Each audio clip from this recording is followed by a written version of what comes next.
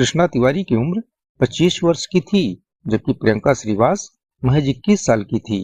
दोनों का प्यार धीरे धीरे परवान चढ़ रहा था।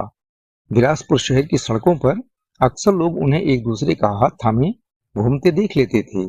कभी कृष्णा की बुलेट मोटरसाइकिल पर बैठकर प्रियंका शहर भर में घूमती, तो कभी दोनों किसी शांत कोने में बैठकर भविष्य के सपने बुनते नजर आते।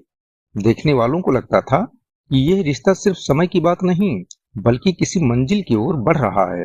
कृष्णा तिवारी, जिसे उसके दोस्त प्यार से डब्बू कहकर बुलाते थे, मूल रूप से बिलासपुर के कोनी इलाके का रहने वाला था।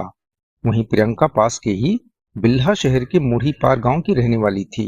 पढ़ाई के लिए प्रियंका बिलासपुर में अपने मौसा जोगीराम के घर पर रह रही थी और वहीं से बीए फाइनल की पढ़ाई कर रही थी। पढ़ाई, शहर का माहौल और कृष्णा का साथ, सब कुछ प्रियंका को एक अलग ही दुनिया में ले जा रहा था।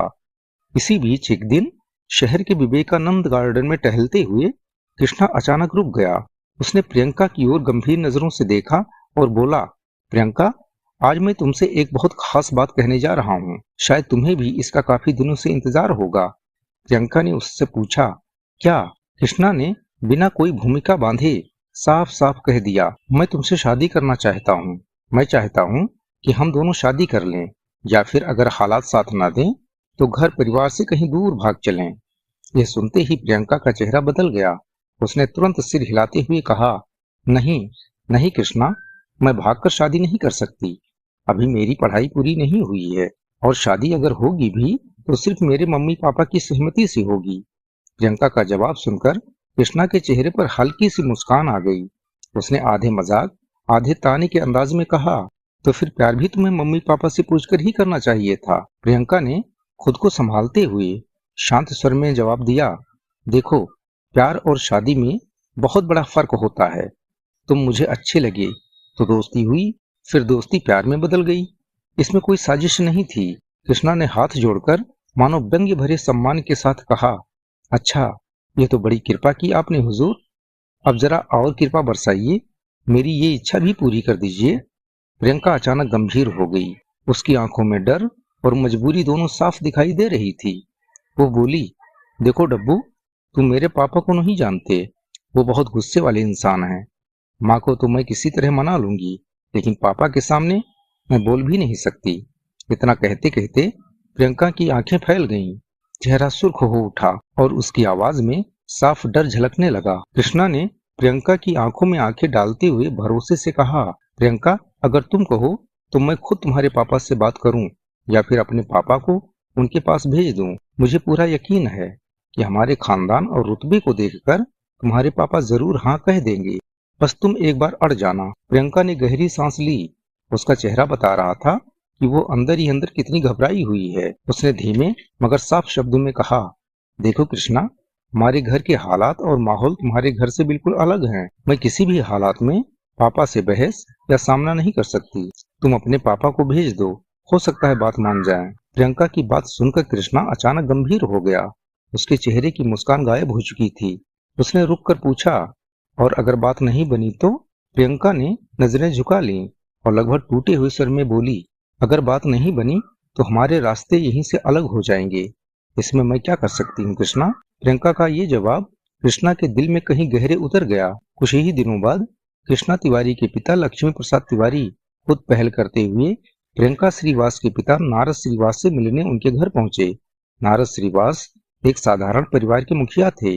उनके एक बेटा और दो बेटियां थीं, और वे मुढ़ी पार में किराने की छोटी सी दुकान चलाकर अपने परिवार का पालन पोषण करते थे। लक्ष्मी प्रसाद तिवारी ने विनम्रता से अपना परिचय दिया और कहा, भाई साहब, मैं बिलासपुर से आपसे मिलने आया हूँ। आपसे एक बहुत ही महत्वपूर्ण बातचीत करनी है। नारद श्रीवास ने सामाजिक मर्यादा निभाते हुए उन्हें ससम्मान घर में बिठाया और खुद भी सामने आकर बैठ गए। थोड़ी औपचारिक बातचीत के बाद लक्ष्मी प्रसाद तिवारी ने हाथ जोड़कर सीधे मुद्दे पर आते हुए कहा, भाई साहब, मैं आपकी बड़ी बेटी प्रियंका का हाथ अपने बेटे कृष्णा के लिए मांगने आया हूँ। ये सुनते ही नारद श्रीवास चौंक गए। वे कुछ पल तक लक्ष्मी प्रसाद को देखते ही रह गए। उनके चेहरे पर हैरानी साफ झलक रही थी और कुछ क्षणों तक उनके मुंह से एक शब्द भी नहीं निकला। खामोशी को तोड़ते हुए लक्ष्मी प्रसाद तिवारी ने आगे कहा, भाई साहब, मेरे बेटे कृष्णा को आपकी बिटिया पसंद है। हम लोग जात से ब्राह्मण हैं, लेकिन बेटी की खुशी को देखते हुए हम समाज की दीवारें तोड़कर आपके पास आए हैं। मुझे उम्मीद है कि आप इनकार नहीं करेंगे। लक्ष्मी प्रसाद तिवारी की बात सुनते ही नारद श्रीवास के चेहरे का रंग बदलने लगा। उनके माथे पर हल्की शिकन उभर आई। कुछ पल तक उन्होंने कुछ नहीं कहा, फिर खुद को संभालते हुए बोले, देखिए तिवारी जी, आप मेरे घर आए हैं, इसका मैं सम्मान करता हूँ, लेकिन मैं अपनी बिटिया का हाथ किसी गैर जातीय लड़के को नहीं दे सकता। नारद श्रीवास के शब्दों में साफ कठोरता झलक रही थी। लक्ष्मी प्रसाद तिवारी ने एक बार फिर शांत और समझाने वाले लहजे में कहा, मगर भाई साहब, अब तो समय बदल चुका है। मेरी आपसे यही गुजारिश है कि घर में एक बार इस बात पर चर्चा कर लीजिए। बच्चों की खुशी को सामने रखकर अगर आप हाँ कह देंगे तो इससे बेहतर कुछ नहीं होगा। लेकिन नारद श्रीवास पहले ही मन बना चुके थे। उन्होंने सिर हिलाते हुए साफ शब्दों में कहा, देखिए पंडित जी, मैं समाज की मर्यादा से बाहर बिल्कुल नहीं जा सकता, और फिर प्रियंका के लिए मेरे पास पहले से ही एक रिश्ता आ चुका है। वे लोग प्रियंका को पसंद भी कर चुके हैं। इसके बाद उन्होंने दोनों हाथ जोड़ते हुए विनम्र मगर निर्णायक स्वर में कहा, मैं आपसे हाथ जोड़कर कहता हूँ, आप कृपया यहाँ से जाइए। नारद श्रीवास के इस अंतिम निर्णय के बाद बातचीत का कोई मतलब नहीं रह गया था। लक्ष्मी प्रसाद तिवारी भारी मन और टूटे हुए विश्वास के साथ चुपचाप वहां से उठे और अपने घर लौट गए।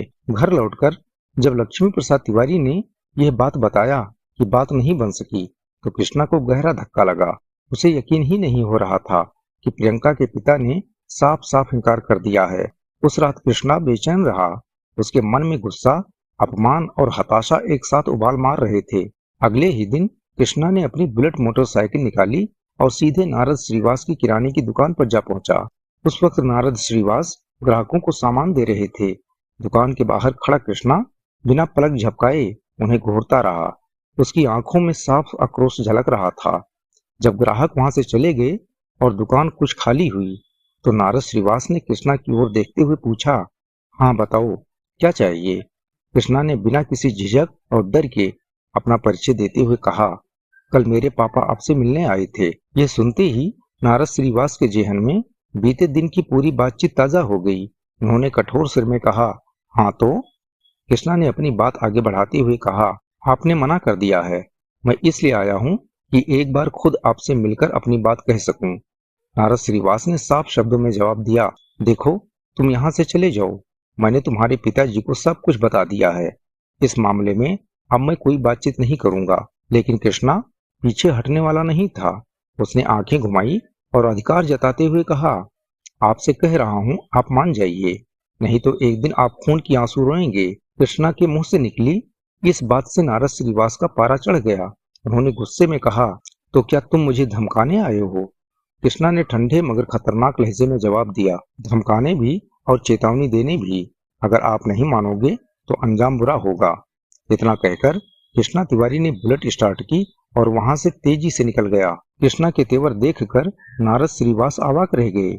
उसकी आंखों में जो आग और बोलचाल में जो बदतमीजी थी, उसने नारद को भीतर तक हिला दिया। उन्होंने मन ही मन सोचा, ये लड़का तो एक नंबर का बदमाश निकला। अच्छा हुआ मैंने इसके पिता की बात नहीं मानी। डर और चिंता के उसी माहौल में नारद श्रीवास ने उसी दिन अपने साढ़ू भाई जोगीराम श्रीवास को फोन किया और पूरी घटना विस्तार से बता दी। उन्होंने साफ शब्दों में कहा कि कृष्णा का रवैया उन्हें बेहद खतरनाक लग रहा है और प्रियंका पर अब विशेष नजर रखना जरूरी है, क्योंकि प्रियंका उन्हीं के घर रहकर पढ़ाई कर रही थी। नारद की बातें सुनकर जोगीराम ने उन्हें ढांढस बंधाते हुए कहा, आप बिल्कुल चिंता मत करो, मैं खुद प्रियंका से बात करूंगा और उसे समझाऊंगा। आप लोग भी घर में उससे खुलकर बात करिए।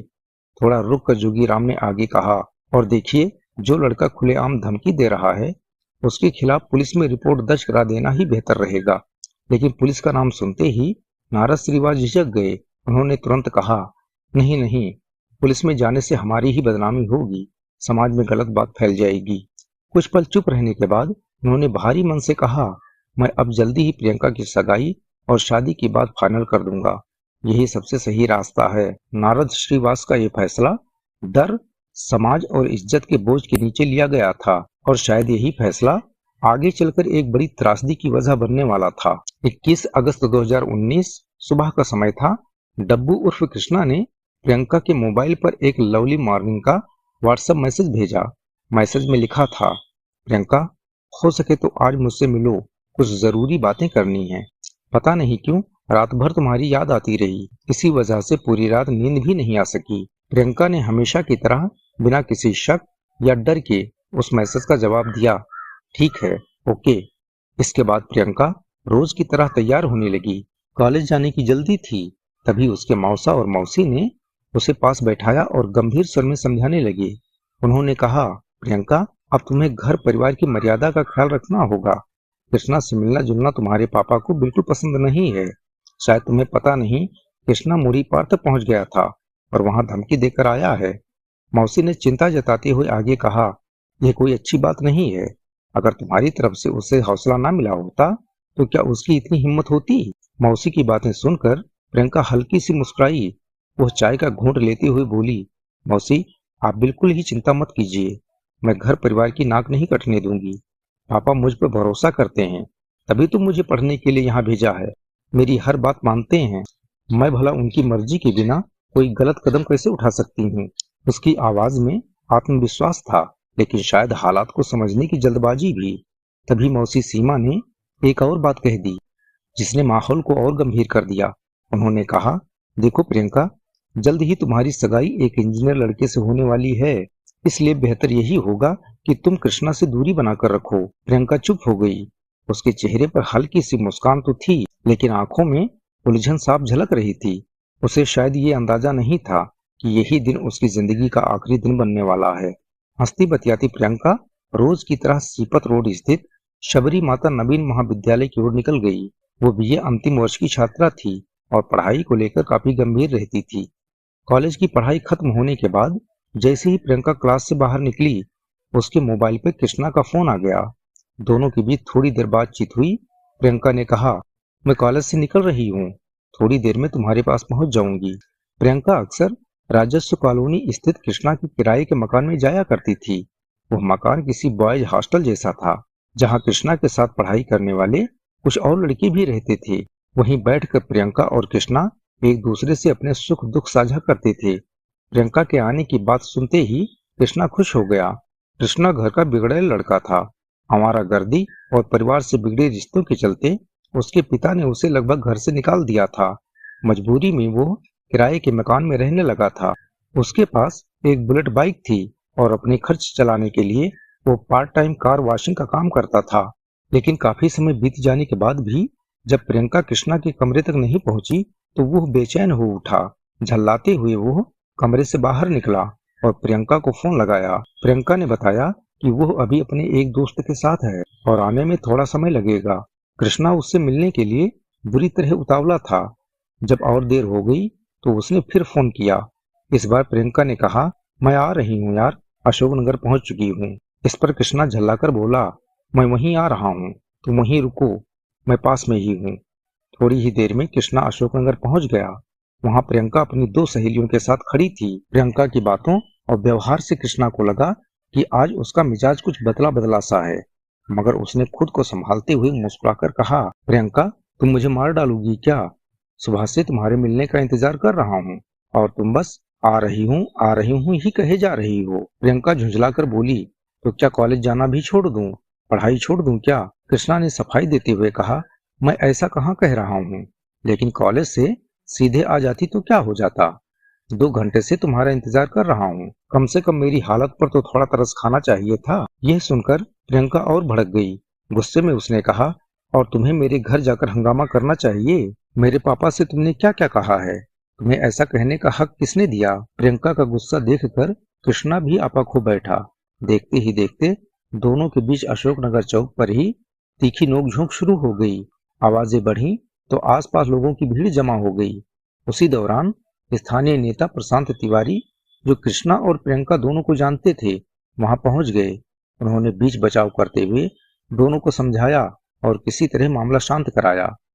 कृष्णा ने प्रियंका को अपनी बुलेट पर बिठाया और सीधे अपने कमरे की ओर चल दिया। रास्ते भर दोनों सामान्य बने रहे, मानो कुछ देर पहले हुआ तनाव अब पीछे छूट चुका हो। कमरे पर पहुंचते ही कृष्णा ने माहौल हल्का करने की कोशिश की। उसने कहा, प्रियंका, अब दिमाग को शांत करो, मैं तुम्हारे लिए बढ़िया सी चाय बनाता हूँ। यह सुनकर प्रियंका मुस्कुरा दी। और मजाकिया अंदाज में बोली, यार मुझे भूख लग रही है और तुम सिर्फ चाय बनाने की सोच रहे हो। इस पर कृष्णा पास के एक होटल से नाश्ता लेकर आ गया। दोनों बैठकर खाती हुई प्यार भरी बातें करने लगे। कुछ देर तक सब कुछ सामान्य रहा, लेकिन कब माहौल फिर से तनाव में बदल गया, किसी को एहसास ही नहीं हुआ। अचानक कृष्णा ने गंभीर स्वर में कहा, प्रियंका, आज मुझे साफ साफ जवाब चाहिए।